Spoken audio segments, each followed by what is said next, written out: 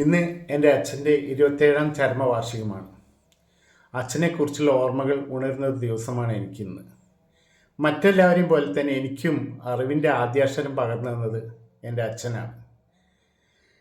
പ്രശസ്ത കവി ഗിരീഷ് പുത്തഞ്ചേരിയുടെ വരികൾ കടമെടുക്കുകയാണെങ്കിൽ, ഉള്ളിനുള്ളിൽ അക്ഷരപ്പൂട്ടുകൾ ആദ്യം തുറന്നു തന്നു, കുഞ്ഞിക്കാലടി ഓരടി തെറ്റുമ്പോൾ കൈതന്നു കൂടെ വന്നു, ജീവിത പാതകളിൽ ഇനി എന്നിനി കാണും നാം, മറ്റൊരു ജന്മം കൂടെ ജനിക്കാൻ പുണ്യം പുലർന്നിടുമോ, പുണ്യം പുലർന്നിടുമോ.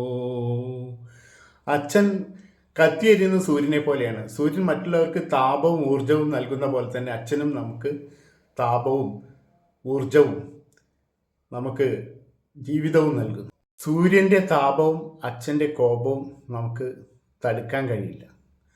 അതേസമയം വൈകുന്നേരം ആകുമ്പോൾ സൂര്യൻ വളരെ ശാന്തനാണ്. തൻ്റെ സൗമ്യമായ കിരണങ്ങൾ കൊണ്ട് നമ്മളെ തഴുകുന്ന സൂര്യനെ പോലെയാണ് വൈകുന്നേരമാകുമ്പോൾ നമ്മുടെ അച്ഛനും. കരളിൽ വിളങ്ങി നിൽപ്പൂ ഒരു സൂര്യകാരുണ്യം, സായാഹ്നമായി